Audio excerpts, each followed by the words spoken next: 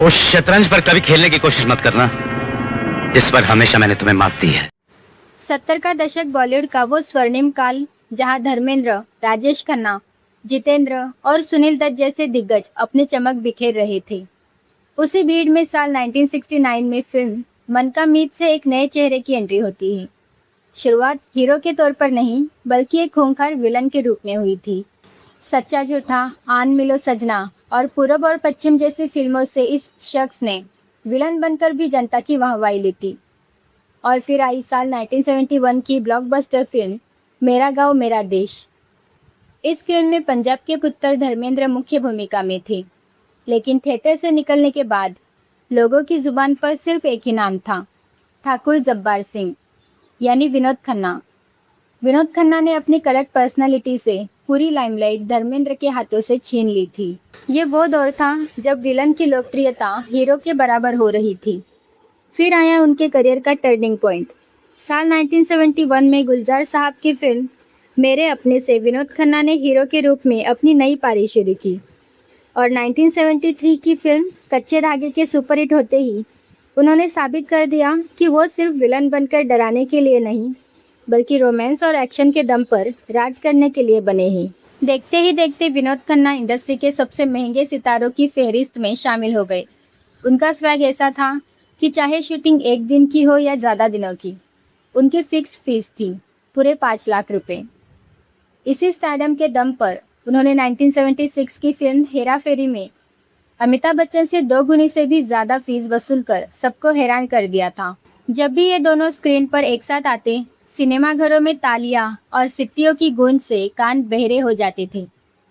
इन दोनों दिग्गजों ने एक साथ करीब 10 फिल्मों में स्क्रीन शेयर की और ज़्यादातर फिल्में बॉक्स ऑफिस पर सोने का अंडा देने वाली मुर्गी साबित हुई।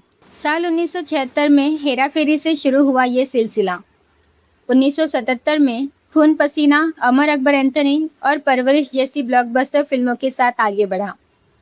और फिर साल 1978 में आई फिल्म मुकद्दर का सिकंदर ने तो कामयाबी के सारे पुराने रिकॉर्ड्स की तहस नहस कर दी।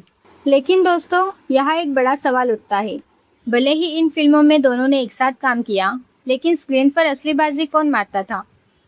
अगर हम बिना किसी पक्षपात के देखें तो दोनों के पास अपनी अपनी ताकत थी। तो चलिए अब शुरू करते हैं वो असली तुलना, जिससे पता चलेगा कि कौन किस पर कितना भारी था। हमारी इस जंग का पहला पैमाना है एक्टिंग स्टाइल और वर्सेटिलिटी। अगर हम अभिनय की गहराई और किरदारों में ढलने की क्षमता की बात करें तो यहाँ अमिताभ बच्चन का पलड़ा थोड़ा भारी नजर आता है। बच्चन साहब के पास एक्टिंग की एक बहुत बड़ी रेंज थी। वो एक पल में बेहद गंभीर और इंटेंस ड्रामा कर सकते थे, तो दूसरे ही पल में वो आपको गुदगुदाने वाली कॉमेडी से लोटपोट कर सकते थे। उनके पास गजब का डांसिंग सेंस और कमाल का रोमांस करने का तरीका था। दूसरी तरफ विनोद खन्ना की ताकत थी उनकी गजब की स्क्रीन प्रेजेंस और मर्दाना लुक। उनका माचो लुक स्क्रीन पर आते ही दर्शकों को अपनी गिरफ्त में ले लेता था। गंभीर और एंग्री सीन्स को वो बिना किसी अतिरिक्त प्रयास के बेहद सहजता से निभा जाते थे। फिल्म मेरे अपने, क्षत्रिय और राजपूत में उनका अभिनय इसका जीता जागता सबूत है। लेकिन विनोद खन्ना की एक कमजोरी थी, कॉमेडी। जब भी हल्के फुल्के या मजाकिया दृश्य की बात आती, विनोद खन्ना वहाँ थोड़े असहज दिखते थे। उदाहरण के लिए अमर अकबर एंथनी को ही देख लीजिए। उस फिल्म में विनोद खन्ना सिर्फ एक गुस्सैल पुलिस वाले के किरदार में फिट बैठ सकते थे, लेकिन अमिताभ बच्चन वो एक तरफ गुस्से से भरे विजय भी बन सकते हैं, दूसरी तरफ शराब के नशे में चूर मस्तीखोर एंथनी बनकर लोगों को हंसा भी सकते थे। यही वजह है कि इन दोनों की साथ में आई लगभग हर फिल्म में अमिताभ का रोल या तो विनोद खन्ना के बराबर होता था या फिर कहानी के केंद्र में अमिताभ ही होते थे। फिल्म मुकद्दर का सिकंदर में भले ही विनोद खन्ना ने फीस ज़्यादा ली हो, लेकिन पूरी फिल्म की आत्मा अमिताभ का किरदार ही थी और विनोद खन्ना वहाँ एक सपोर्टिंग रोल में सिमट कर रह गए। परवरिश में भी दोनों के रोल बराबर थे, मगर कुछ सीन्स में अमिताभ अपनी कॉमिक टाइमिंग और डायलॉग डिलीवरी से बाजी मार लेते हैं। दोस्तों, बॉलीवुड में किसी भी स्टार का असली सिक्का इस बात से तय होता है कि उसके नाम पर कितनी टिकटें बिकी। तो चलिए अब बात करते हैं हिट और फ्लॉप के आंकड़ों की। इस सेगमेंट में अगर हम दोनों के करियर का विश्लेषण करें तो अमिताभ बच्चन विनोद खन्ना से बहुत आगे खड़े दिखाई देते हैं। अगर हम विनोद खन्ना के पूरे करियर पर नज़र डालें तो उनके खाते में कुल 6 ब्लॉकबस्टर फिल्में दर्ज हैं। ये फिल्में हैं सच्चा झूठा, अमर अकबर एंथनी, मुकद्दर का सिकंदर, कुर्बानी, दबंग और दबंग 2। लेकिन ज़रा ठहरिए, इन फिल्मों की लिस्ट को अगर आप ध्यान से देखेंगे तो आपको एक चौंकाने वाला फैक्ट मिलेगा। इनमें से एक भी फिल्म ऐसी नहीं है जिसे विनोद खन्ना ने अकेले अपने दम पर यानी बतौर सोलो हीरो ब्लॉकबस्टर बनाया हो। सच्चा झूठा में मुख्य नायक राजेश खन्ना थे और विनोद खन्ना विलन। अमर अकबर एंथनी और मुकद्दर का सिकंदर में मुख्य आकर्षण अमिताभ बच्चन थे। कुर्बानी में फिरोज खान का जलवा था और दबंग सीरीज में तो वो सलमान खान के पिता के रूप में एक चरित्र अभिनेता थे। अब इसके मुकाबले ज़रा महानायक अमिताभ बच्चन के रिकॉर्ड को देखिए। उन्होंने अपने करियर में 11 ऑल टाइम ब्लॉकबस्टर फिल्में दी, जिनमें रोटी कपड़ा और मकान, दीवार, शोले, अमर अकबर एंथनी, मुकद्दर का सिकंदर, नसीब, लावारिस, कुली, मर्द, कभी खुशी कभी गम और कल्कि शामिल है। और सबसे बड़ी बात, इनमें से लावारिस, कुली और मर्द जैसी फिल्में विशुद्ध रूप से अमिताभ बच्चन के अकेले के दम पर ब्लॉकबस्टर हुई थी।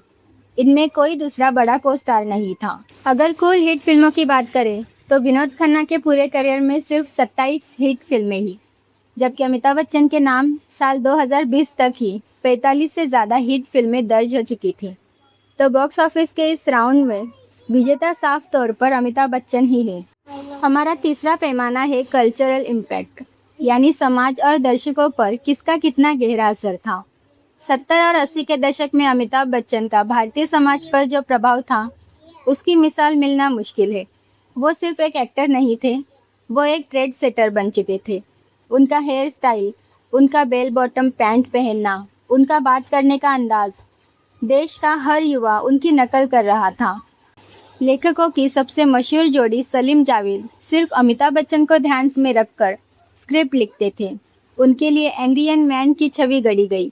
प्रकाश मेहरा, मनमोहन देसाई और यश चोपड़ा जैसे दिग्गज डायरेक्टर्स उन्हें अपनी फिल्मों की जान मानते थे। इसी अभूतपूर्व प्रभाव की वजह से उन्हें मेगा स्टार और सदी का महानायक जैसे खिताब मिले। लेकिन विनोद खन्ना के साथ ऐसा कोई विशेष कल्ट या इमेज नहीं जुड़ सकी। न तो कभी किसी लेखक ने सिर्फ उनको ध्यान में रखकर कोई खास किरदार गढ़ा और न ही उनके नाम के साथ सुपरस्टार या महानायक जैसे भारी भरकम शब्द हमेशा के लिए चिपक गए। अब आते हैं चौथे और सबसे ज़रूरी पैमाने पर, बिजनेस माइंडसेट, यानी अपने स्टारडम को बनाए रखने की चालाकी। इस मामले में भी अमिताभ बच्चन विनोद खन्ना से कहीं ज़्यादा चतुर और दूरदर्शी साबित हुए। मशहूर अभिनेता ऋषि कपूर ने अपनी ऑटोबायोग्राफी खुल्लम खुल्ला में एक बेहद दिलचस्प बात लिखी थी।